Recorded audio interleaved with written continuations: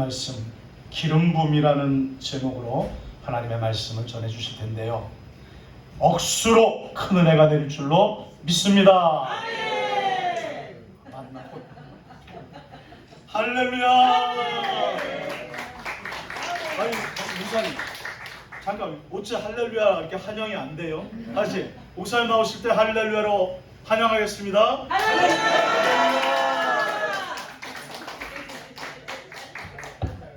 기도하겠습니다. 무엇을 말할까 염려치 말라. 그때 무슨 말할 것을 주시리니 말하는 너희가 아니라 너희 속에서 말씀하시는 자 곧 너희 아버지의 성령이시라. 부족한 종을 세우시고 하나님의 말씀을 증언하게 하심을 감사를 드립니다. 하나님의 말씀을 증언할 때 성령으로 말하게 하시고 오직 진실만을 말하게 하여 주옵소서. 우리가 하나님의 말씀을 받을 때에 사람의 말로 받지 말게 하시고 오직 살아계신 하나님의 언약의 말씀으로 받아서 내 마음에 신비에 새기게 하여 주옵소서. 선포된 말씀에 굴복당하게 하시고 선포된 말씀이 내 삶을 주관케 하시고 이끌고 나가게 하여 주옵소서. 이 시간 주의 성령이 강하게 역사하시고 운행하시고 기름 부어주시고 일하신 절정의 시간이 되게 하여 주옵소서. 땅의 시간과 하늘의 시간이 공존하게 하시고 땅의 사건과 반드시 하늘의 사건이 동시에 일어나게 하여 주옵소서. 이 세상과 하나님 나라를 앞당겨서 이 세상과 하나님 나라를 동시에 살아가게 하여 주옵소서. 이 예배 가운데 거룩한 간유를 한량없이 부어주시되 개인적인 기름 부음이 임하게 하시고 더 나아가 집단적인 기름 부음이 임하게 하여 주셔서 그때 내 무거운짐 어깨에 떠나고 멍에가 벗어지되 기름진 까닭에 멍에가 그의 목에서 부러지게 된다고 하신 이사야 10장 27절 말씀이 이루어지게 하여 주옵소서. 왕의 기름 부음이 제사장의 기름 부음이 선지자의 기름 부음이 충만하게 임하게 하여 주셔서 우리의 삶 가운데 인생 가운데 가정 가운데 사역 가운데 하나님의 속성이 크게 나타나게 하시되 레위기 10장 3절 말씀대로 나타나게 하여 주옵소서. 하나님을 가까이 하는 자에게 내 거룩함을 나타내겠고 온 백성 중에서 내 영광을 나타내 보여주신다고 하신 약속의 말씀이 성취되는 밤 될 수 있도록 축복하시고 역사하여 주옵소서. 더 나아가 사모하는 영혼을 만족해 하시며 줄인 영혼에게 좋은 것으로 채워주시며 약속하신 시편 107편 9절 말씀이 이루어지는 밤 될 수 있도록 축복하시고 역사하여 주옵소서. 우리의 예배를 받아 주옵소서. 예수님의 이름으로 기도합니다. 아멘. 할렐루야. 반갑습니다. 우리 서로 다 같이 인사하겠습니다. 주님이 자리에 계십니다. 다시 한번 하겠습니다. 오늘 좋은 일이 일어납니다. 아멘 하신 분들에게 좋은 일이 일어나게 될 줄 믿습니다. 지금 아멘 하신 분들의 더 큰 하나님의 은혜가 임하게 될 줄 믿습니다. 신명기 27장 말씀에 보면 내 백성아 너희가 내 말에 응답하여 아멘 할지어다. 내 백성아 너희가 내 말에 화답하여 아멘 할지어다.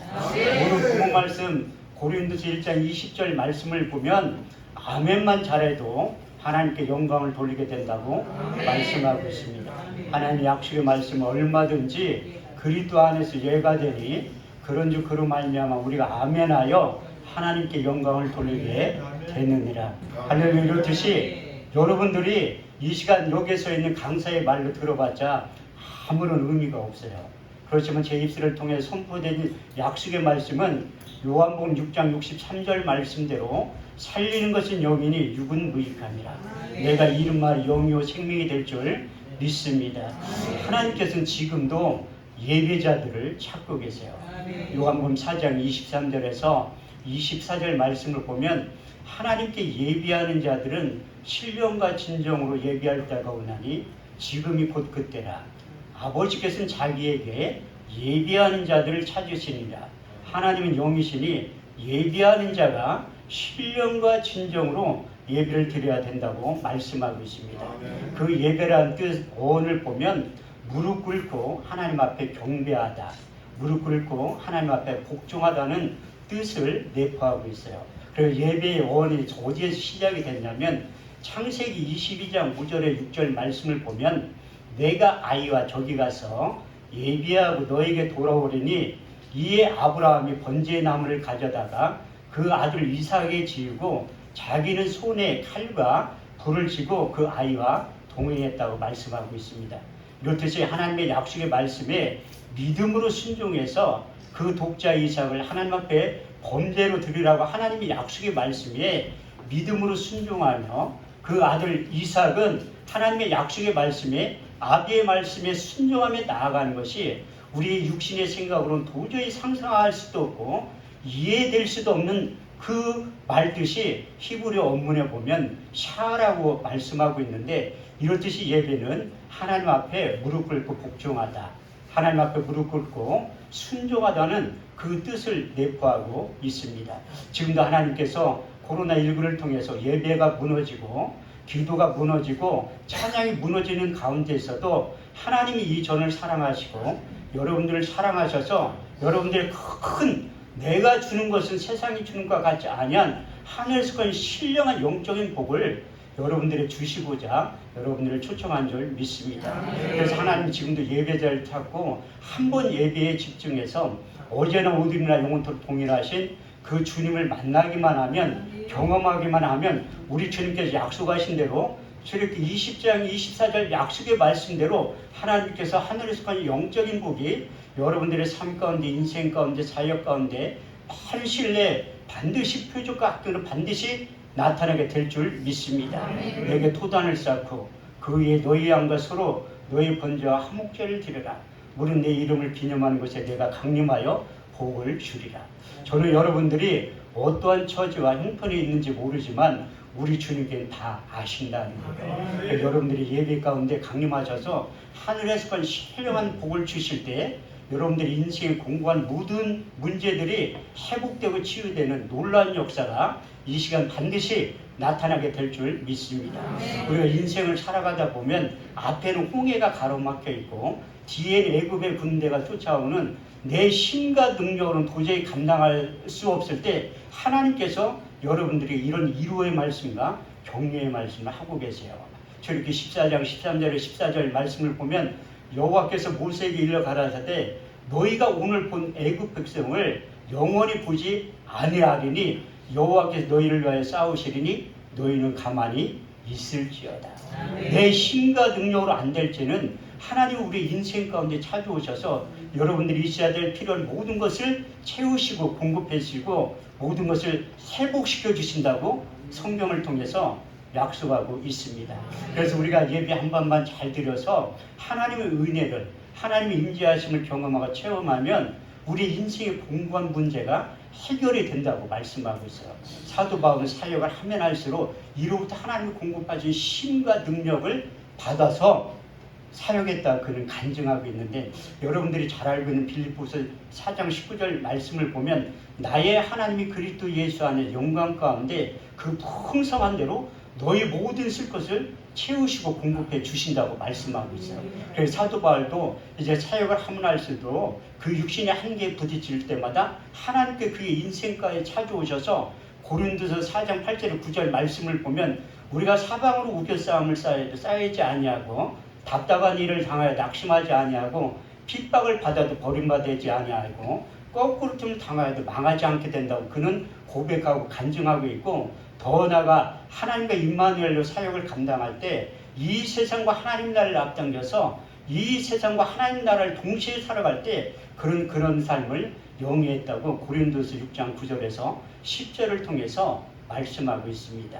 무명한 자 같으나 유명한 자요, 죽은 자 같으나 보라 우리가 살고, 징계를 받은 자 같으나 우리가 죽임을 당하지 아니하고, 근심하는 자 같으나 항상 기뻐하고, 가난한 자 같으나 많은 사람들을 부유케 하고, 아무것도 없는 자 같으나 모든 것을 소유한 자로 하나님께서 만들어 주셨던 바울에게 주신 그 삶의 영적인 법칙이 오늘 2022년도를 살아가는 우리들에게도 하나님께서 반드시 이 전을 통해서 예배자를 찾으시고 그 예배 가운데 그 범주 안에 들어오기만 하면 하나님의 큰 놀라운 역사가 반드시 여러분들의 삶 가운데 임하게 될 줄 믿습니다.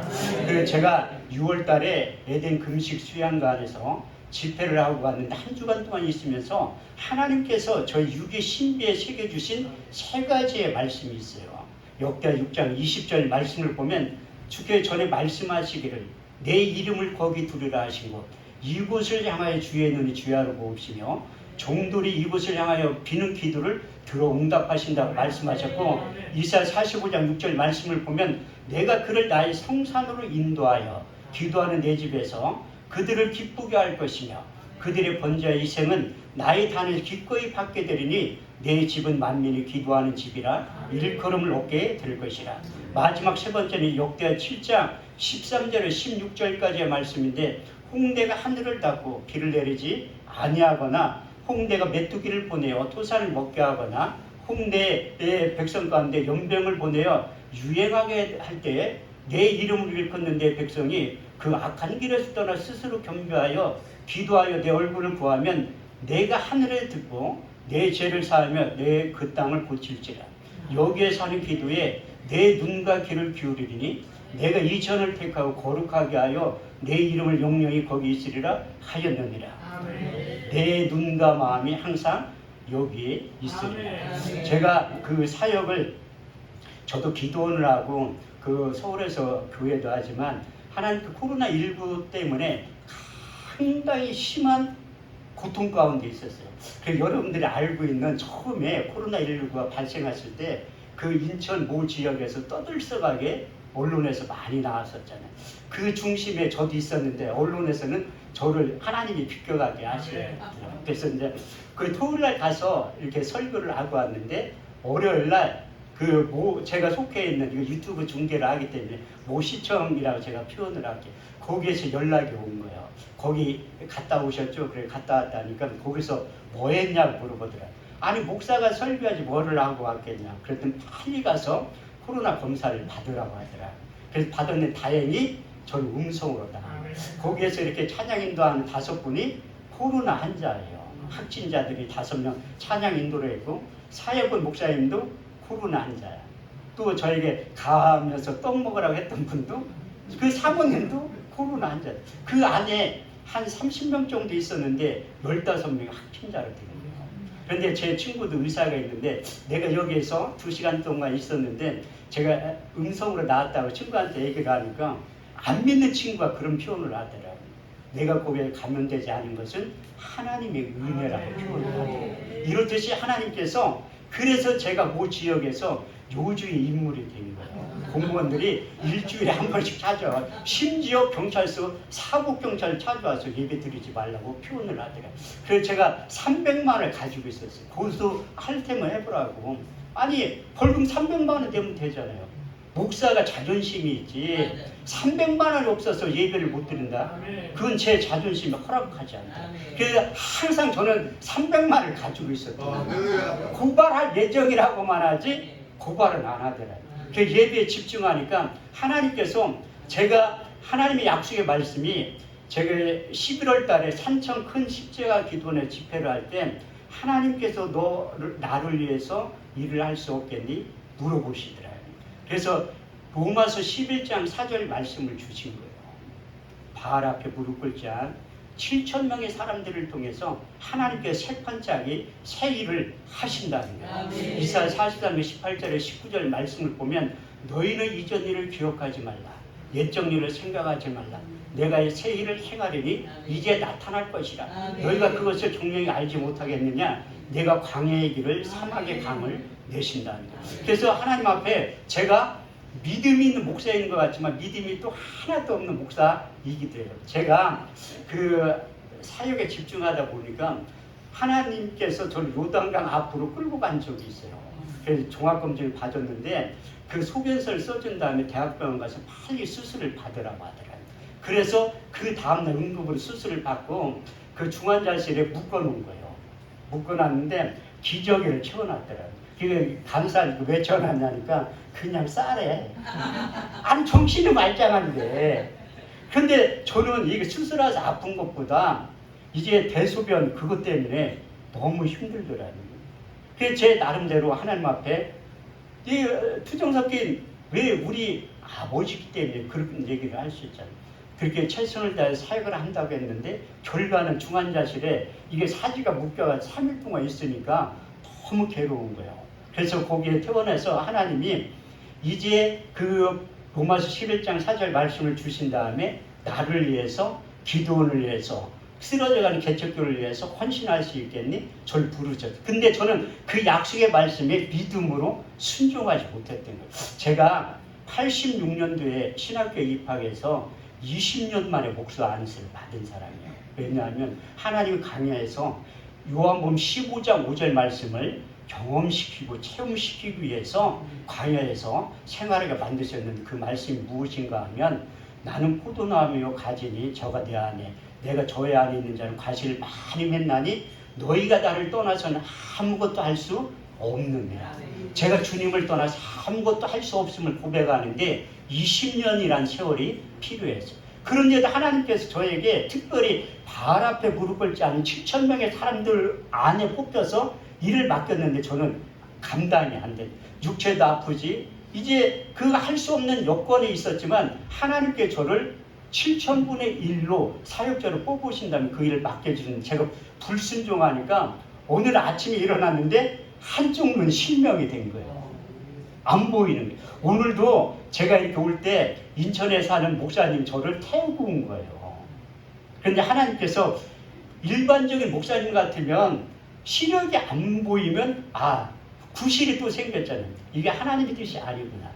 근데 하나님께서는 사역을 하길 원하시니까 사역을 하면 할수록 이게 눈이 보이는 거예요. 제가 대학병 가서 안과 가서 몇 번 이거 레이저를 지르고 세상에 있는 수단과 방법으로 다 해도 교수님이 못 고친다. 제가 그 교수님이 그랬어요.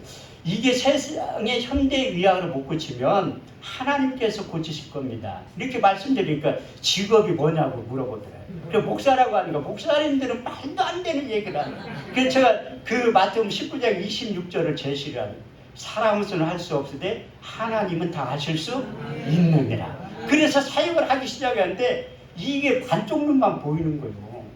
이게 반만 보여도 상당히 이게 불편한데 6월달에 이 집회 여기 와가지고 하나님께 깨끗하게 고쳐주는 거예요. 그래서 제가 안과 대학병 교수님한테 찾아가서 물어보니까 다른 병원에 수술했냐고 물어보니까 그래서 하나님을 고쳐주셨다는 거예요. 그래서 여러분들이 좋은 기도원 원장님 옆에 측근에 계신 거 하나님 앞에 감사하셔야 돼요. 말세에는 좋은 기도원 만나는 게 쉬운 게 아니라는 거예요. 저도 수원에서 기도원을 하지만 저도 이게 어떤 때는 초심에서 벗어날 때가 있다니까요. 그런데 제가 양화 원장님은 안지 오래됐어도 이렇게 실질적으로 측근에서 뵌 지는 얼마 안 된 거예요.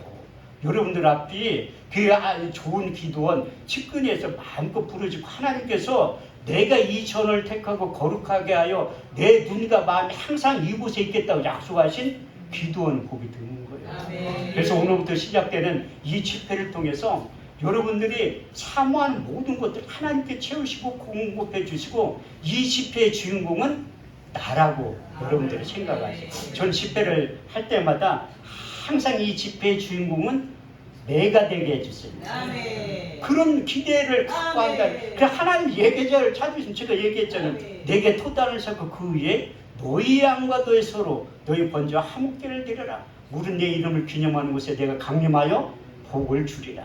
성경은 비대면 예배 하나도 없어요. 예배에 집중했던 사도 바울은 예배의 중요성에 대해서 로마서 12장 1절에 2절 말씀을 통해서 이렇게 고백하고 있습니다. 그러므로 형제들아 내가 하나님의 모든 자비하심으로 너희를 권하노니 너희 몸을 하나님 기뻐하시는 거룩한 산 제사로 드리라. 이는 너희 들을 영적 예비니라. 너희는 이 세대를 본받지 말고 오직 마음을 새롭게 함으로 변화를 받아 하나님의 선하시고 기뻐하시고 온전한 뜻이 어디에 있는지 발견할 수 있는 신학의 안목을 활짝 열어주신다. 그래서 우리가 성경을 자세히 읽어보아야 된다는 거예요. 이사야 34장 16절 말씀을 보면 너희는 여호와의 책을 자세히 읽어보라. 이것이 하나도 빠진 것이 없고 짝이 없는 것이 없으리니 이는 여호와의 입이 이를 명하셨고 그의 신이 이것들을 모으셨다고 말씀하고 있어요. 그래서 자세히 읽어보니까 창세기 1장과 2장 말씀을 통해서 나와 하나님과의 관계가 어떤 존재인지 자세히 기록되어 있더라고요. 창세기 1장 27절에 28절 말씀을 보면 하나님의 형상대로 사람을 창조하시되 남자와 여자로 창조하시고 그들에게 복을 주시며 이르시되 생육하고 번성하여 땅에 충만하라. 땅을 정복하라. 바다의 고기와 공중의 새와 땅에 움직이는 모든 생물들을 다스릴 능력을 주셨다고 말씀하셨고, 창세기 2장 7절 말씀을 보면 하나님이 흙으로 사람을 지으시고 그 코에 생기를 불어넣으시니 사람이 생명이 되었다고 말씀하고 있어요. 이렇듯이 창세기 1장과 2장을 보면 우리 인간들은 하나님의 형상을 닮은 존재라고 말씀하고 있어요. 창세기 1장과 2장을 인용해서 시편 기자는 우리와 하나님과의 관계의 정체성에 대해서 4번에 걸쳐서 말씀하고 있어요. 시편 2편 7절 말씀을 보면 내가 내 영을 보내느라 너희는 내 아들과 딸들이라 오늘날 내가 너희를 낳았다고 표현하고 있고, 시편 80편 6절 말씀을 보면 여호와께 가라사대 너희는 신들이며 다 지존자의 아들과 딸들이라고 말씀하고 있습니다. 세 번째 시편 139편 13절 말씀을 보면 주께서 내 장부를 지으시고 내 모태에서 나를 조직하셨다고 말씀하셨고, 마지막 네 번째 시편 139편 16절 말씀을 보면 나의 형질이 이루기 전에 주의 눈이 보셨으며 나의 정한 날에 되기 전에 주의 책에 다 기록이 되었다고 말씀하셨어요. 우리 주님께서도 이제 시편 기자와 창세기 1장과 2장 말씀을 인용해서 우리와 하나님과의 관계에 대해서 정립을 해주셨어요. 뭐 10장 34절 35절 말씀을 보면 너희 율법에 기록한 바 내가 너희를 신이라 하지 아니하였느냐, 성경을 폐하지 못하나니 하나님의 말씀을 받은 사람들을 신적인 존재, 영적인 존재라고 말씀하고 있어요. 그래서 우리가 범죄하기 이전 아담은 하나님과 교통할 수 있는 언어가 있었는데 그 사람이 범죄함을 통해서 한 사람으로 말미암아 죄가 세상에 들어오고 그 죄로 말미암아 사망이 찾아왔나니 그러므로 사람이 모든 죄를 범하였음에 사망이 찾아왔다고 말씀하고 있습니다. 그 인간들이 죄가 들어온 다음에 하나님께서 창세기 6장 5절 말씀을 보면 사람 지으셨음을 한탄했다고 표현하고 있습니다. 사람의 모든 죄가 세상에 관영함과 그 모든 계획과 생각 항상 악한 것뿐을 아시고 사람 지으셨음을 한탄하셨고, 또 이스라엘 유대인들을 보면서 내가 이 백성들을 보니 목이 곧은 백성이라고 표현하고 있어요. 사사기 21장 25절 말씀에도 그때 이스라엘 왕이 없으므로 사람들이 자기의 소견에 오른 대로 행하였더라. 그래서 자기의 소견에 오른 대로 살아가는 사람들에게 하나님의 호흡, 하나님의 영, 성령이 육체 가운데 떠나갔다고 말씀하고 있습니다. 여러분들이 잘 알고 있는 창세기 6장 3절 말씀을 보면 나의 신이 영원히 사람과 함께 하지 아니하리니 이는 그들이 육체가 됨이라. 그러나 그들의 나는 120년이 되었다고 말씀하고 있습니다. 그래서 우리가 영적인 존재에서 육신적인 존재와 정신적인 존재로만 남게 되었기 때문에 하나님의 음성이 들리지 않은 거예요. 왜냐하면 우리 내면 가운데 완악한 마음, 단단한 마음, 굳은 마음이 있어서 하나님의 말씀 듣긴 들어도 듣지 못하고 보긴 보아도 보지 못하고 또 마음으로 깨닫지 못하는 이유가 무엇인가 하면 이사야 6장 9절에 10절, 마태복음 13장 13절에 14절, 사도행전 28장 26절에 27절 말씀을 보면 이사야 선지자가 우리 주님께서 이제 사도 바울이 너희 완악한 마음 때문에 하나님의 음성이 들리지 않아서 그 하나님 내면의 모든 질서, 그 완악한 마음, 단단한 마음, 굳은 마음 채워버리는데 하나님의 말씀을 선택했다는 거예요. 히브리서 4장 12절에 13절 말씀을 보면 하나님의 말씀은 살았고 운동력이 있어 자유의 날선 어떤 검보다도 예리하여 혼과 용감이 간절과 골수를 찔러 쪼개기까지 한다고 말씀하셨고, 사도 바울은 하나님의 약속의 말씀을 성령의 검이라고 표현하고 있습니다. 에레미야에게도 하나님께서 그 말 잘할 수 있는 능력을 주시면서 에레미야 23장 28절에 29절 말씀을 보면 나 여호와가 말하노라 몽사를 얻은 선지자는 몽사를 말할 것이며 하나님의 말씀을 받은 자는 성실히 그 말을 할 것이라. 나 여호와가 말하노라 내 말이 이에 불같지 아니하냐 방망이 같지 아니하고 표현하고 있습니다. 그래서 하나님의 말씀이 선포되고 증거되는 자리는 구약적인 표현은 마음의 가죽을 벤다고 표현하고 있고 또 마음의 할례가 일어난다고 표현하고 있습니다. 신약적인 표현은 마음에 찔린다고 표현하고 있습니다. 하나님의 영으로 감동된 베드로와 또 다른 사람들이 대제사장, 서기관, 바리새인들 앞에서 내가 보고 들은 예수를 전하지 않고서는 뜨거운 마음을 하나님께 주시고 목숨 내놓고 복음을 전할 때 회개하고 돌아온 놀라운 역사가 나타나게 되었다고 말씀하고 있어요. 사도행전 2장 37절에서 39절 말씀을 보면 저희가 이 말을 듣고 마음에 찔려 베드로와 또 다른 사도들에게 물어가로되 형제들아 우리가 어찌할꼬 하거늘 베드로가 가로되 너희가 각각 회개하여 예수 그리스도의 이름으로 세례를 받고 제사함을 얻으라. 그러면 성령을 선물로 받으리니 이 약속은 너희와 너희 자녀 모든 본대 사람 곧주 우리 하나님에게 하신 약속이라고 말씀하고 있습니다. 그래서 하나님의 영으로 감동된 그 사도들이 사도행전 2장 4절 말씀대로 저희가 다 성령의 충만을 받고 성령의 말하게 하심을 따라 다른 언어로 말하기를 시작할 때 3,000명, 5,000명이 회개하는 놀라운 역사가 나타났다고 말씀하고 있어요. 그런데 하나님의 영으로 감동된 스데반 집사는 똑같이 사도행전 7장 54절, 57절, 58절 말씀을 보면 복음을 전가할 때 똑같이 마음에 찔렸다고 표현하고 있습니다. 저희가 이 말을 듣고 마음에 찔려 큰 소리를 지며 손가락을 양귀에 놓고 그에게 일제히 달려들어 성 밖으로 내치며 돌로 쳐주겠다고 말씀하고 있습니다.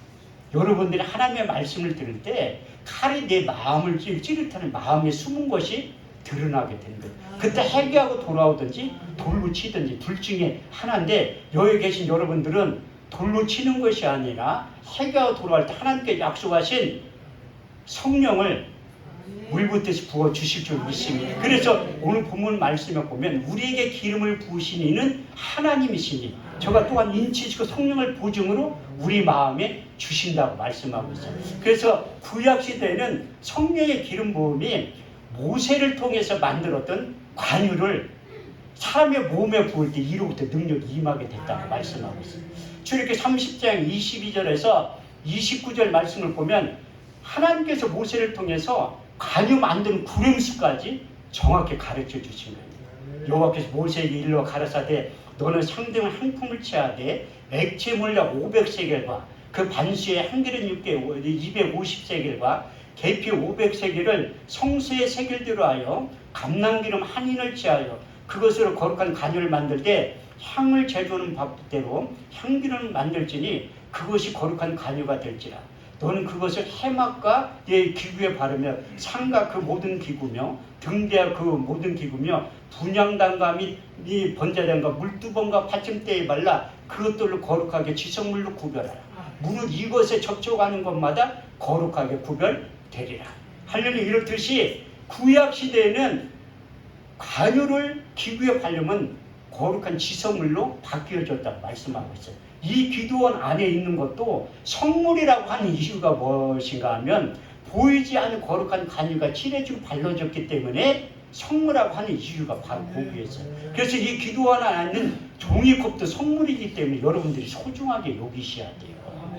근데 이것을 기구에 바르면 지성물로 구분이 되지만 이것을 사람의 몸에 부으면 이로부터 능력이 임하게 된다고 약속하고 있어요.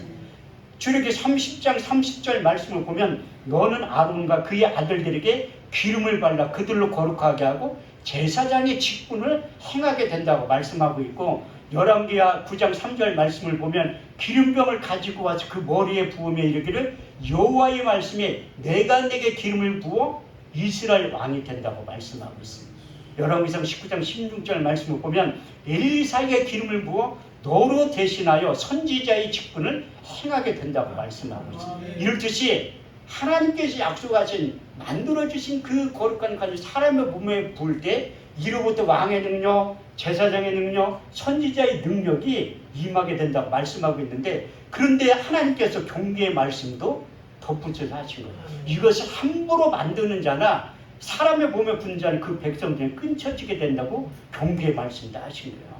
출애굽기 30장 31절에 32절 말씀을 보면 이것은 너희 대대로 거룩한 관원이 사람의 몸에 붙지 말며 이 방법대로 이와 같은 것을 만들지 말라. 이것은 거룩하니 너희는 거룩히 여겨라. 무릇 이와 같은 것을 만드는 자나 타인의 몸에 붙는 자는 그 백성 중에 끊쳐지게 된다는 거예요. 요즘 말로 표현하면 하나님께 기름 부음 사역자를 부르지도 않았는데 부른 것처럼 착각하면서 사역하는 것도 안 된다는 거예요. 그래서 다 은사자들을 쉽게 실족하는 이유가 무엇인가 하면 하나님 하라고 할 때 해야 되는데 하지 말라고 할 때도 인위적으로 한다는 거예요. 예언자들도 마찬가지인데 예언은 보고 들은 것 외에는 하면 안 된다는 거예요. 에스겔 13장 말씀을 보면 너희가 두어 곰의 보리와 두어 조각 떡을 위해서 보고 들은 것이 없이 예언하면 화가 미친다고 경고의 말씀을 하고 있습니다. 저는 일인적으로 저도 기도는 하기 때문에 전화가 와가지고 아유 목사님 예언 기도해야죠 물어본다니까 아유 나 못해요 하면 아니 기도원 원장이 예언 기도를 왜 못하네 못한다니까. 인위적으로 얼마나 하든지 할 수 있지. 여기 계신 분 저 1시간만 얘기하면 집에 가서 집문서 갖고 와야 돼요. 그게 말씀의 능력이라니까. 그런데 하나님 제가 못된 짓 할 때니 두어 금의 보리와 두어 조각 떡을 위해서 예언 기도를 하지 말라고 하는 거예요. 그래서 안 한다니까요. 그래서 저는 목회를 오래 하고 싶기 때문에 은사도 하나님 하라고 할 때만 하는 거예요. 인위적으로 안 한다니까요. 왜? 말씀만 전해도 역사는 나타나는 거예요. 왜 그러냐면 하나님 말씀이 곧 하나님이에요. 그래서 여러분들이 말씀 잘 들으면 저에게 주셨던 지식의 말씀의 은사, 지혜의 말씀의 은사가 여러분들이 임하게 될 줄 믿습니다. 그래서 이제 성경에 보면 3번의 기름 부음이 임해야지 시임 받는 거예요. 그 구약의 대표적인 인물 다윗도 어떻게 보면 이새가 아들로도 생각지 않았다니까요. 그래서 사무엘 선지자가 모세를 통해 만들었던 그 이새의 아들들 가운데 내가 지시하는 자에게 기름을 부으라고 했는데 사무엘상 16장 6절에 7절 말씀을 보면 그 사무엘 선지자 하나님의 사람들 착각할 때가 있다니까요. 여러분들을 명심하셔야 돼요. 이사야 55장 8절에 9절 말씀이 왜 기록되어 있는지. 내 생각은 너희 생각과 다르며 내 길은 너희 길과 달라서 하늘이 땅보다 높은 것 같이 내 생각은 너희 생각보다 높다고 말씀하고 있어요. 그래서 사무엘 선지자가 이새의 아들들 가운데 엘리압이 들어오는 순간 착각했다니까. 성경 기록한 그대로 보면 그들이 오매 사무엘이 엘리압을 보고 그 마음에 이르기를 여호와의 기름 부으실 자가 과연 이 앞에 있도다. 얼마나 엘리압이 잘생겼냐면 우리 찬양 인도할 목사님처럼 잘생깁니다. 그러니까 그렇게 용모가 준수한 게 사무엘 선 용의 사람이라 착각할 정도로 그렇게 잘생겼다니까요. 그때 하나님께서 사무엘 선지자에 이렇게 책망을 해요. 그 용모와 신장을 보지 말라. 내가 보는 것은 사람이 보는 것 같지 아니하리니 사람은 외모를 보거니와 나 여호와는 중심을 보느니라. 할렐루야. 이렇듯이 하나님의 보는 선명한 기준이 다르다니까요. 그래서 사람 외모를 보지만 하나님은 마음의 중심을 보신다는. 그래서 사무엘 선지자가 정신이 벌쩍 난 거예요. 두 번째 아들 삼마가 지나가는데 하나님의 음성이 안 들려요. 세 번째 아들 아비나답이 지나가는데 음성이 안 들려요. 네 번째, 다섯 번째, 여섯 번째, 일곱 번째 아들이 지나가는데 하나님의 음성이 들리지 않는 거예요. 여러분들 명심해야 될 거에 하나님이 시킨 일만 하는 거예요. 목사들은 시키지 않은 건 아무리 열심히 해봤자 하나님이 동의하지 않는 사역은 내일에 지나지 않는다는 거예요. 그래서 사무엘 선지자가 아들이 전부 있냐고 물어보니까 8번째 아들이 있는데 들에 나가서 양을 치고 있다고 했어요. 그 아들을 데려와라. 그 아들이 오기 전까지 식사 자리에 앉지 않겠다고 하니까 사람을 시켜도 아들이 들어오는 순간 하나님의 음성이 들리기 시작하는 거예요. 사무엘상 16장 12절에서 13절 말씀을 보면 이가 그니 일어나 기름을 부어라. 사무엘이 기름 부을 자에 그의 형제 중에서 그에게 기름을 부었더니 이날 이후로 여호와의 영이 크게 감동돼요. 기름 부음이 임하면 여호와의 신에게 크게 감동돼요. 근데 그의 삶이 금방 바뀌는 것 같지만 시간이 좀 필요해서 사무엘의 2장 4절 말씀에 유다 성읍에 된 거예요. 유다 사람들이 와서 거기에서 다윗에게 기름을 부어 유다 성읍에 왕을 삼았다고 말씀하고 있습니다. 그로부터 시간이 한참 흐른 다음에 이스라엘 전체를 다스릴 수 있는 왕 중에 왕으로 세움을 입게 되는데 사무엘하 5장 3절 말씀을 보면 이스라엘 모든 장로들이 헤브론에 이르러 왕 앞에 나오매 다윗 왕이 여호와 앞에서 언약을 세우며 이스라엘 장로들이 다윗에게 기름을 부어 이스라엘 왕으로 세웠다고 말씀합니다. 이렇듯이 첫 번째 기름 부음, 두 번째 기름 부음, 세 번째 기름 부음이 임한 다음에 하나님 앞에 존귀 쓰임받게 됐는데, 그 다윗에 대해서 인생에 대한 평가가 역대상 29장 26절 28절 말씀을 보면, 이세의 아들 다윗이 이스라엘 치료하는 날짜가 40년이라 헤브론에 7년을 치료하였고 예루살렘에서 33년을 치료하였더라. 다윗이 나이 많아 늙도록 부하고 존귀하다 죽음에 그의 아들 솔로몬이 대신하여 왕이 되었다고 말씀하고 있습니다. 여기도 연세 드신 분들이 많이 계신데, 나이 많아 늙도록 부하고 존귀한 인생으로 하나님께 변화시켜 주실 줄 믿습니다. 그래서 여러분들이 그리스도의 기름 부음을 사모하셔야 돼요. 그 대표적인 이 구약의 인물이 다윗이고, 우리 주님도 기름 부음이 임했다고 말씀하고 있어요. 저 이런 설교를 하면, 아이고 예수님이 하나님인데 무슨 기름, 전 성경에 없는 얘기를 안 한다니까요. 우리 주님께서 세례 요한에게 요단강에 침례를 받을 때 첫 번째 기름 부음이 임했다고 말씀하고 있어요. 마태복음 3장 11절에서 12절 말씀을 보면, 예수께서 세례를 받으시고 물에서 올라오실 때 하늘이 열리고 하나님의 성령이 비둘기같이 내려 자기 위에 임하심을 보시더니 하늘로서 소리가 있어 말씀하시되, 이는 내 사랑하는 아들이요 내 기뻐하는 자라고 말씀하셨어요. 그때 우리 주님께 신성의 모습이 나타나기 시작하셔서 두 번째 기름 부음이 임할 때 우리 주님도 모세의 글과 선지자의 글과 시편에 관심을 가졌다니까요. 하나님도 그래서 평소에 하시던 대로 해당에 가서 이사야 61장 1절에 3절 말씀이 기록된 것을 읽기 시작합니다. 주 여호와의 신이 되게 임하셨으니 이는 여호와께 내게 기름을 부으사 가난한 자에게 아름다운 소식을 전하게 하려 하십니다. 나를 보내사 마음이 상한 자를 고치며 포로된 자에게 자유를, 갇힌 자에게 노임을 전파하며 여호와의 은혜의 해와 우리 하나님의 신의 날을 전파하되 무릇 시온에 슬퍼하는 자의 화가를 주어 그 죄를 대신하며 희락의 기름으로 그 슬픔을 대신하며 찬송의 옷으로 그 근심을 대신하시고 그들로 의인하며 곧 여호와께 심으신 바 그 영광을 나타낼 자라 일컬음을 얻게 하려 하셨느니라. 이 말씀을 읽을 때 두 번째 기름 부음이 임하는 장면이 누가복음 4장 18절 19절은 이렇게 기록하고 있습니다.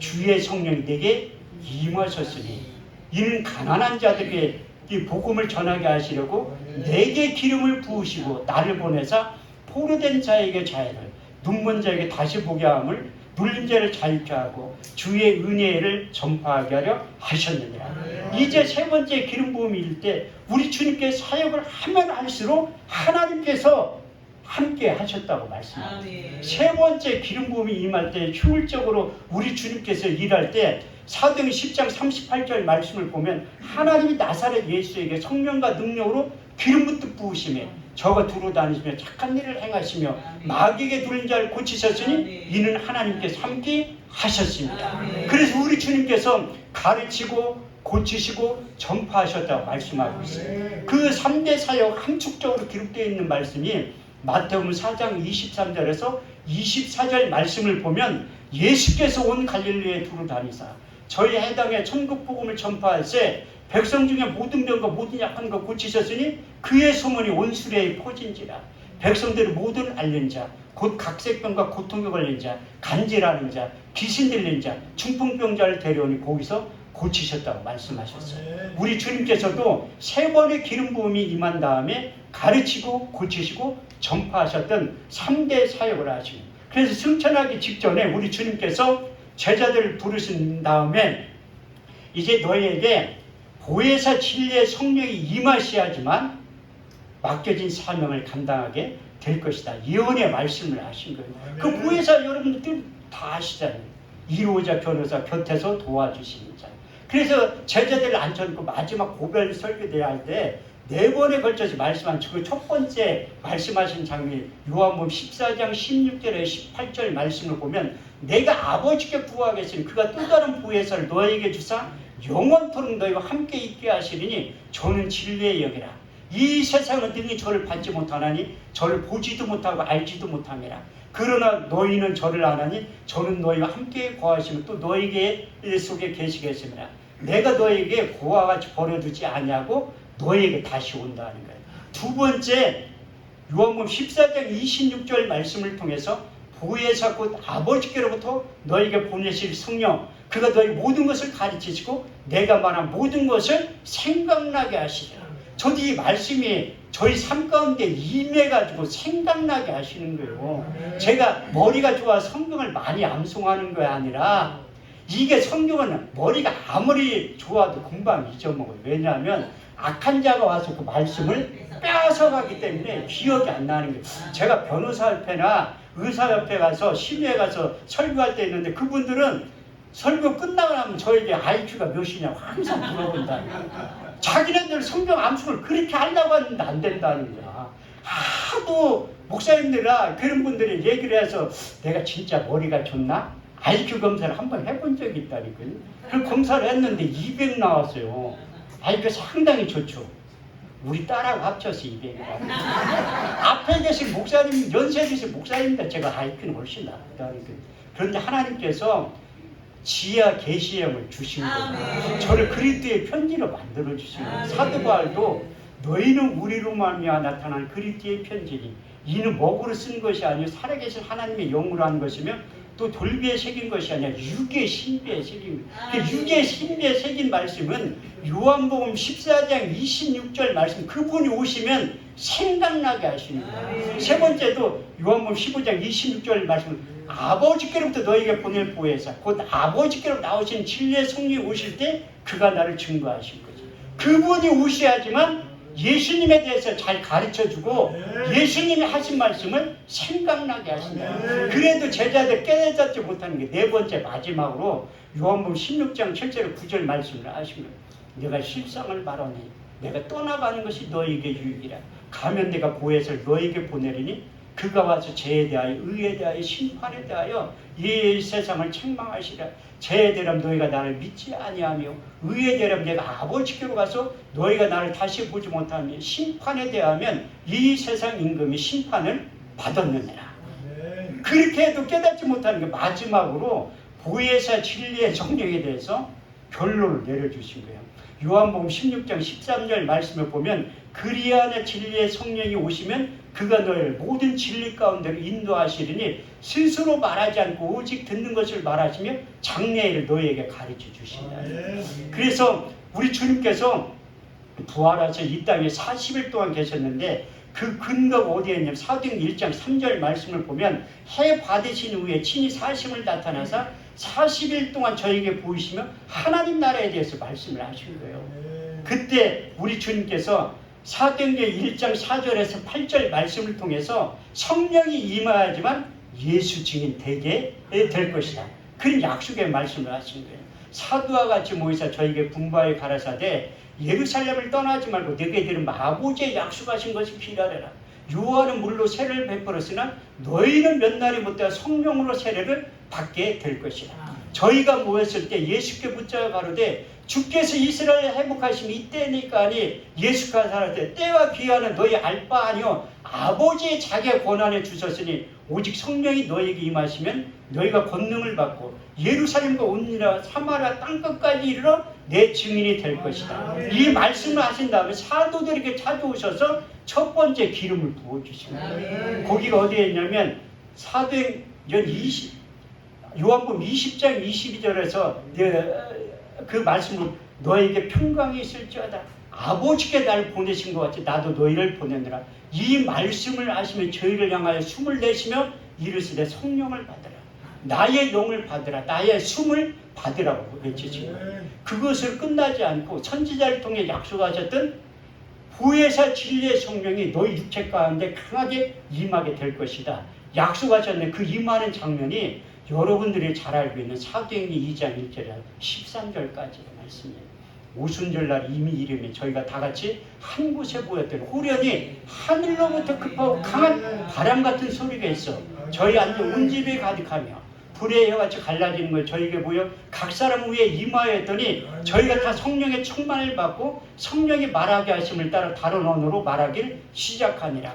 그때 경건한 유대인들 천하 각부로 와서 예루살렘에 우구하더니 이 소리가 나며 큰 무리가 보여 소동하여 가로되 보라 이 말하는 사람들이 갈릴리 사람들이 아니냐. 우리의 각 사람의 난고 방언으로 듣게 되니 어찌 됨이냐. 우리는 다 바데인가 메데인가 엘렘인가 메소포타미아 본도 아시아 브리길라 밤빌리아 애국과 및 구레나에 가까운 리비아 여러 지방에 사는 사람들과 로마로부터 온 나그네 유대인과 유대교에 들어온 사람들과 그레데인과 아라비아인들이라 우리의 각 사람의 난고 방언으로 하나님의 큰 일을 말함을 듣게 되었다고 말씀하고 있어요. 그래서 두 번째 기름 부음 임하면 하나님의 큰 일을 듣게 되는 거예요. 근데 세 번째 기름 부음 임하지만 대제사장, 서기관, 바리새인 앞에서 내 목숨을 내놓고 복음을 증거하게 된다고 간증하고 있어요. 그래서 사도행전 4장 20절 말씀을 보면 내가 보고 들은 예수를 전하지 않고서는 그 뜨거운 마음도 우리 주님께 주신 거예요.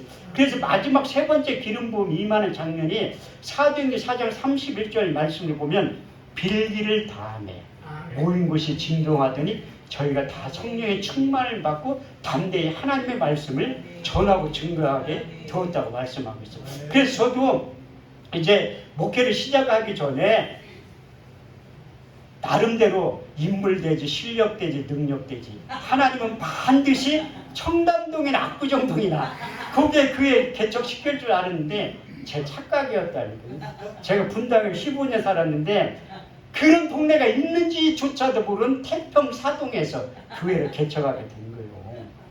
왜? 지금도 하나님의 생각과 내 생각은 다른 거예요. 그래서 내가 주님을 뭐 이론적으로 성경 속에 갇혀있는 주님을 좀 알거든요. 그런데 이론 가지고 목표를 못하죠. 아니 예수 주님대라고 했는데 그 주님이라는 헬라어 원문에 보면 말투시예요. 그게 목격자 주인 본적이 있어야지 목회를 하지. 그래서 제가 성서 현장 연수를 갔다 온 거예요. 이스라엘 가면 우리 주님을 만날 수 있을 것 같아요. 그래가지고 비아돌로로사 빌라도 법정에서 이제 골고드 언덕까지 갈 때 가이드 전도사님이 기도하고 싶은 사람이 있으면 손 들어보라고 하더라고요. 그래서 제가 손을 번쩍 들고 기도를 하려고 하니까 그때 우리 딸하고 같이 갔었거든요. 아빠 창피하게 뭘 기도를 해. 그냥 냅두지. 그래서 제가 또 이사야 53장 1절에 6절 말씀을 묵상하면서 기도를 하기 시작하는 거예요. 우리의 전한 것을 누가 믿었느냐? 여호와의 팔에 누게 나타나느냐? 그는 주 앞에서 자라나기를 연한 순 같고 마른 땅에 닿은 줄기 같아서 고운 모양도 없고 풍채도 없은 줄 우리 보기에 흠모할 만한 아름다운 것이 없도다. 그는 멸시를 받아서 사람에게 실어버림 받았으며 간고를 많이 겪었으며 질고를 아는 자라. 마치 얼굴을 가리고 사람을 바라보지 않을 파는 자 같아 멸시를 당했고 우리도 그를 기이 여기지 아니하도다. 그는 실로 우리의 질고를 지고 우리의 슬픔을 당하였거늘 우리는 생각하기를 그는 징벌을 받아서 하나님께 맞으며 고난을 당한다 하였느라. 그가 찔림은 우리의 허물을 인하며 그가 상함은 우리의 죄악을 인함이라. 그가 징계를 받으면 우리가 평안을 누리고 그가 채찍에 맞으면 우리가 나음을 입었도다. 우리는 다 양 같아서 그를 행하여 각기 제 길로 갔거늘 여호와께서 우리의 무리의 죄악을 그에게 담당시키셨도다. 할렐루야. 이렇게 묵상을 하고 나서 하니까 사람들이 울더라고요. 그래서 환경이 참 나는 그때 내가 그렇게 봉사에 자질이 있나 착각했었는데 환경 때문에 그렇게 울은 거예요. 여러분들 하나도 안 울잖아. 이사야 53장 있어요. 그래서 한국에 와가지고 내가 이게 착각이잖아요. 참 이게 예수님을 거기 가면 만날 줄 알았는데 못 만나고 온 거예요. 그래서 그 양평 기도원에 가서 보니까 여기 써 있더라고요. 잠언 8장 17절 나를 사랑하는 자들이 나의 사랑을 입고 나를 간절히 찾는 자가 나를 만나게 될 것이다. 이사야 55장 6절 7절에 너희는 여호와를 만날 만한 자에 찾으라. 가까이 계실 때 그를 부르라. 그래 기도처를 찾는데 제가 신학을 공부하고 목회를 안 하니까 주변에 있는 목사님들이 상당히 싫어하더라고요. 집사람 다니는 교회 가서 기도 좀 한다니 오지 말래. 청도도 빼갈게. 싫어하더라고요. 그래서 그 아는 권사님들 기도처를 소개를 해주려니까 분당 율동공원에서 그 경기도 강변 넘어갈 때 지금도 있어요. 제가 힘들고 어려울 때는 거기에 기도했던 자리에 찾아가서 기도를 하는데 거기에 약 20명의 사람들 첨상대처럼 돌로 만들어 놓은 거예요.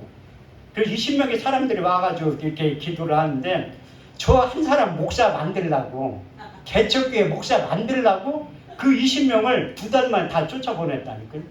그래서 성경 말씀 잠언 8장 17절 말씀을 붙잡고 기도하기 시작하는 거예요. 집사람이 물어보더라. 아니 실업자가 맨날 아침에 어디 가냐. 당신은 할 거 없어. 그래서 매일 거기 가서 성경 한 권 가지고 가서 성경 보고 기도하기 시작하는 거예요. 왜? 날 간절히 찾는 자들 만나게 해주신다고. 그런데 1년이 지나도 안 만나주는 거야. 그런데 14개월 때 되는 어느 날 사도행전 9장, 사도행전 22장, 사도행전 26장 말씀이 저에게도 경험이 된 거예요. 아멘. 사도 바울의 다메섹 도상 그 예수님이 찾아와셔서 빛 가운데 만나. 저도 빛 가운데 우리 주님께 찾아오셔서 2가지의 말씀을 경험시킨 거예요. 하늘의 시간 개념을 체험시킨 거예요. 우리 주님하고 5분 정도 얘기했는데 깨어나니까 8시간이 지난 거야. 베드로서 3장 8절 말씀에 보면 사랑하는 자들아 주께는 하루가 1000년 같고 1000년이 하루 같은 이 한 가지를 잊지 말라. 10편 90편 4절 말씀을 보면 주의 복전엔 1000년이 지나간 어제 같으며 밤의 한 경점 같을 뿐입니다. 그때 찾아오셔서 우리 주님께서 육의 신비에 새겨주신 5가지의 말씀이 있어요. 저는 그 말씀을 붙잡고 교회를 개척한 지가 19년 된 거예요. 19년. 아무것도 할 줄 모르는, 말도 잘 못하는, 제가 사투리가 상당히 심해요. 제가 이렇게 얘기하면 목사님들이 고향이 어딘지 줄 대충 알 거야. 충청도라는 거 대충. 근데 말 잘할 수 있는 능력을 그때 바울에게 주셨던 능력이 저에게 임하게 됩니다. 첫 번째 주신 말씀이 너네 이제부터 목회를 하게 될 것인데 스승으로서 목회하지 말고 아비의 심정을 가져가라. 고린도서 4장 15절 말씀에 보면 그리스도 안에서 1만 스승이 있으되 아비는 많지 아니하니 내가 복음에서 너희를 낳았으니. 두 번째는 내가 내 입술에 혀를 뜨게 해서 복음을 전할 때 능력이 나타나기 시작한다. 고린도서 2장 4절에서 5절 말씀을 주신 건데 내 말과 내 전도함이 지혜에 권하는 말로 하지 아니하고 다만 성령의 나타남과 능력으로 하여 너희 믿음이 사람의 지혜에 있지 않고 하나님의 능력 가운데 있게 하려 하였느라. 세 번째는 내가 온 목적과 사단마귀 귀신이 이 땅에 온 목적에 대해서 넌 자세히 알고 그 일을 하게 될 것이다. 요한복음 10장 10절 말씀을 주시고 도적이 오는 건 도적질하고 죽이고 멸망시키는 것뿐이요 내가 온 것은 양으로 생명을 얻게 하고 더 풍성히 얻게 하려 하십니다. 네 번째, 다섯 번째 때문에 제가 설교를 이렇게 하는 거예요.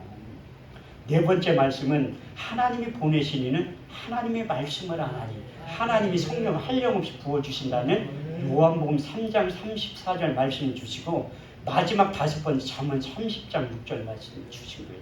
너는 그 말에 더하지 말라. 그가 너를 책망하시겠고 너는 거짓말하는 자가 될까 두려우냐.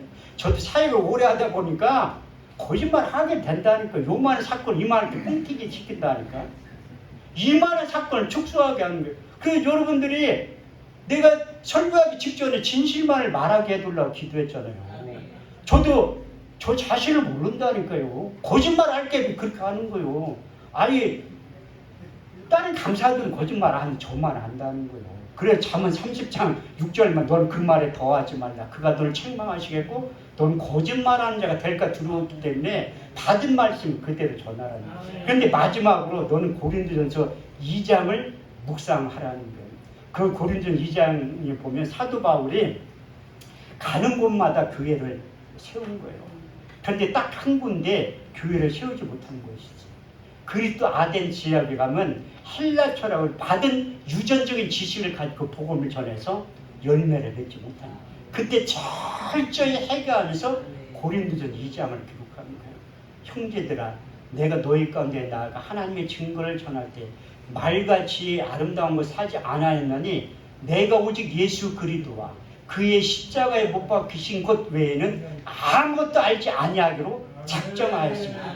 내가 너희 가운데 거할 때 약하며 두려워하며 심히 떨어느라 내 말과 내 전도함이 지혜에 권하는 말로 하지 아니하고 다만 성령의 나타남과 능력으로 하여 너희 믿음이 사람의 지혜에 있지 않고 하나님의 능력 가운데 있게 하려 하였느라. 우리가 온전한 자들 중에서 이 지혜를 말하느니 이 지혜는 이 세상의 지혜가 아니요 이 세상에 없어질 간원들의 지혜가 아니요 오직 비밀한 가운데 있던 감추었던 것인데 하나님이 우리의 영광을 위하여서 만세전에 미리 정하신 것이라.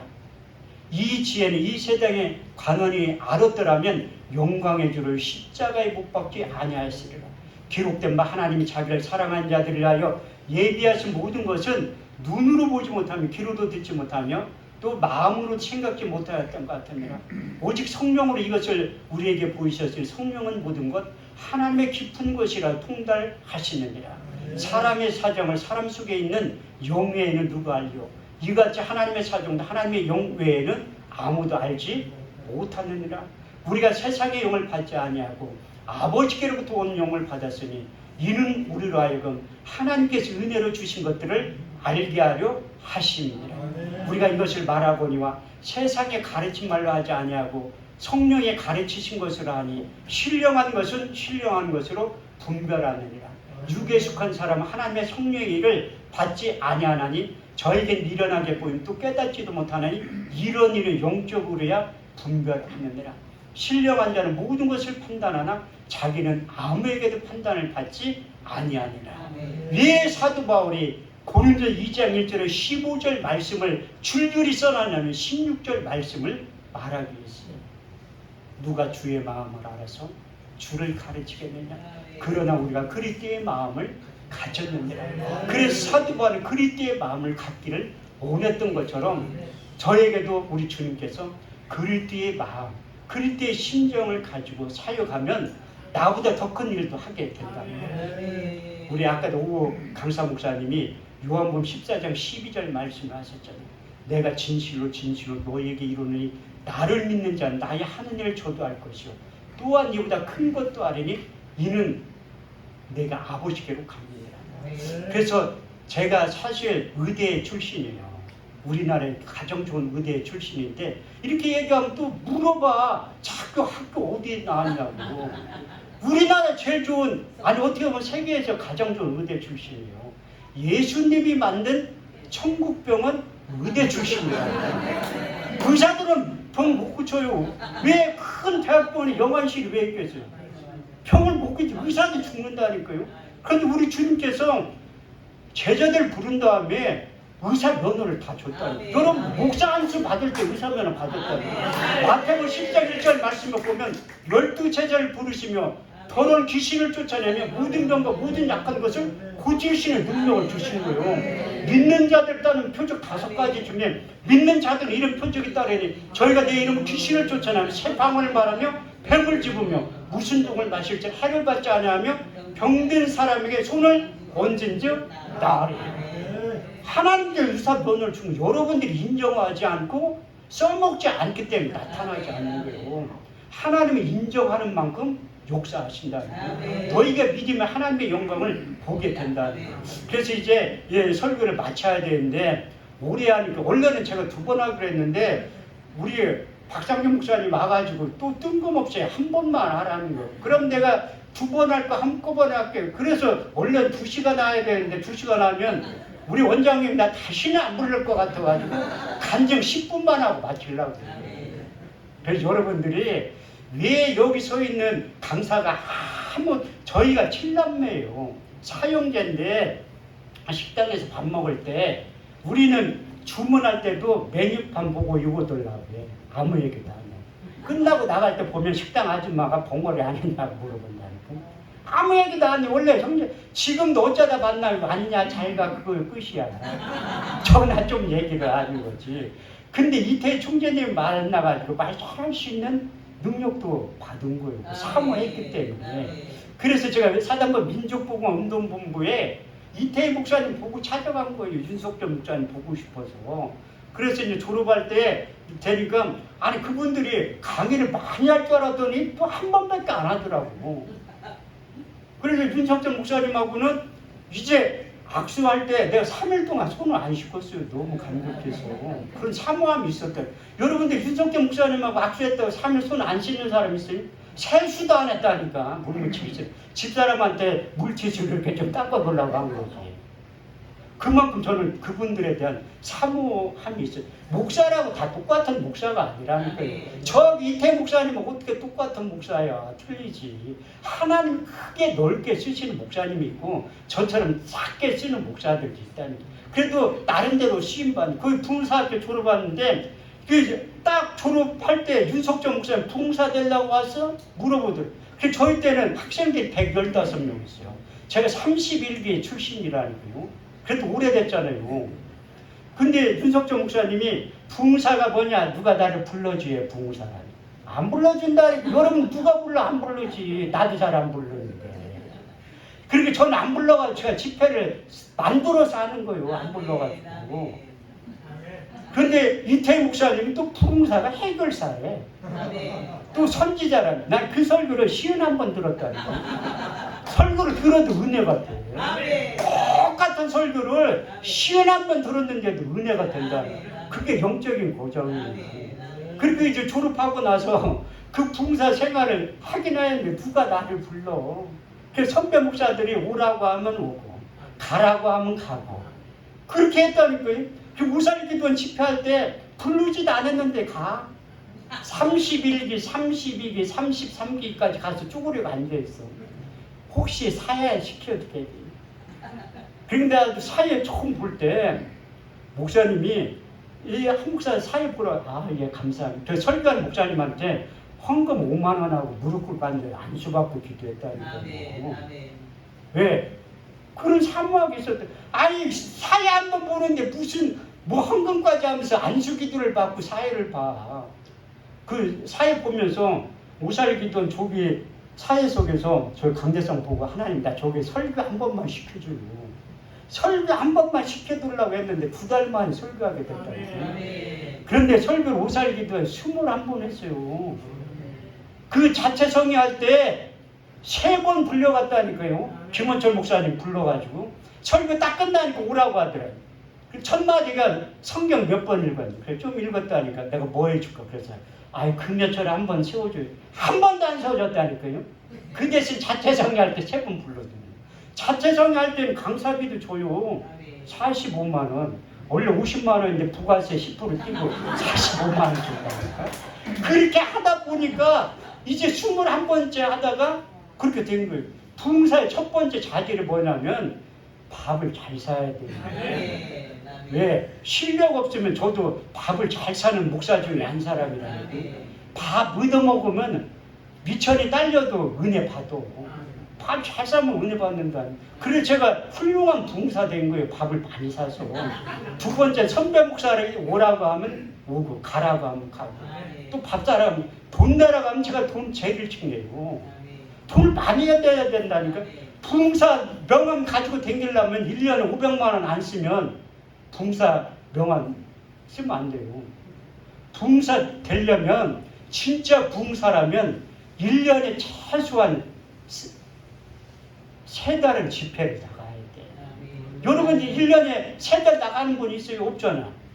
그럼 무슨 부흥사예요? 아니지. 우리 때는요 6개월 이상 집회 안 나가면 부흥사 명함 파지 말라고 했어요. 그런데 나는 왜 명함을 팠냐? 아니 50주 나갈 때도 있다니까요. 내년 10월달까지 집회가 다 접혀있어요. 이래가지고. 왜? 선배 목사님들 따라서 하니까 그대로 나도 모르게 부흥사가 된 거예요. 시키는 것만 잘하니까. 그래도 돈을 무지하게 쓰잖아요.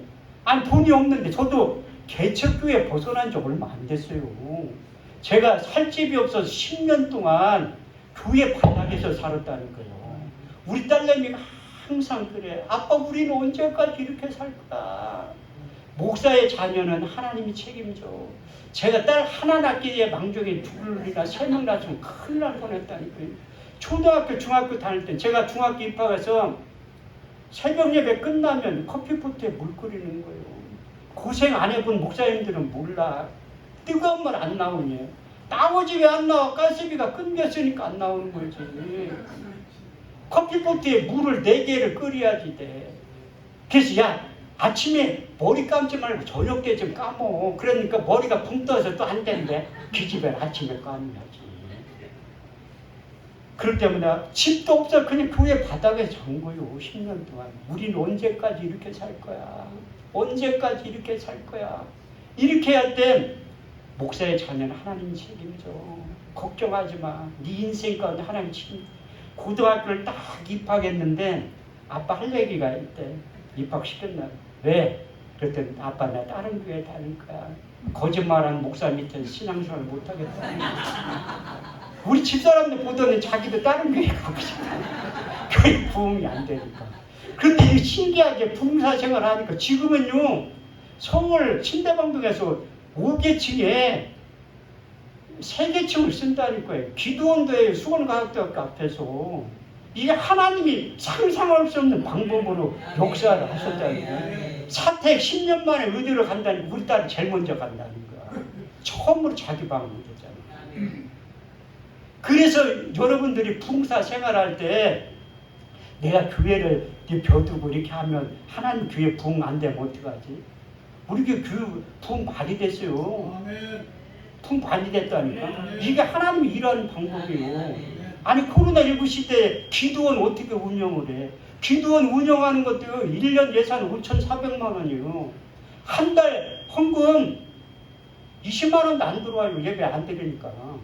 그런데 1년 결산 내면 5만 원 남아. 이게 하나님의 대속물이야. 여러분들이 수고하고 헌신한 하나님이 다 노려보고 있어요. 요한계시 22장 12절 말씀을 보면 내가 속죄할 줄 상이 있는데 행한 대로 갚아주고 심은 대로 거두간다. 갈라디 6장 7절 9절 말씀을 스스로 속이지 말라. 하나님 마누리 여김 받지 아니하시나니 사람이 무엇으로 심든지 그대로 거두리라. 자기 육체를 위하여 심는 육체로부터 썩어질 것을 거두고 성령을 위하여 심는 자는 성령부터 용생을 거두리이다.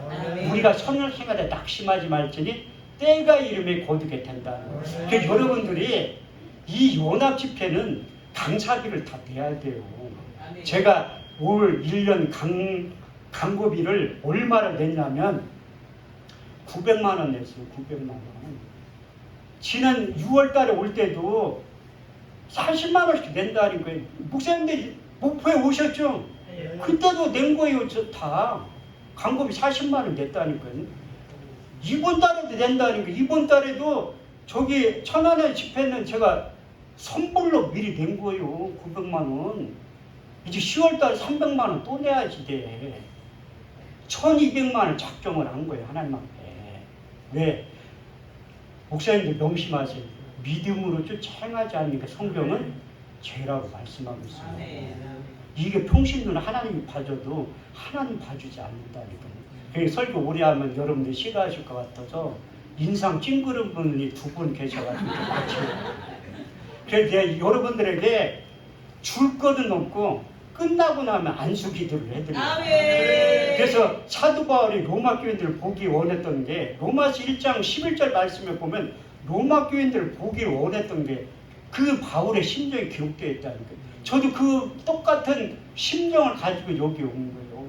내가 너희를 보기 심히 원하는 것은 무슨 신령한 은사를 나누어 주어 그럴 때의 몸을 견고히 세우려 하십니다. 저에게는 안수권이 있어요. 목사님은 다 있지만 저희가 안수권이 있다니까요. 이태 목사님이 받은 축복권은 제가 다음에 오면 간증을 해드릴게요.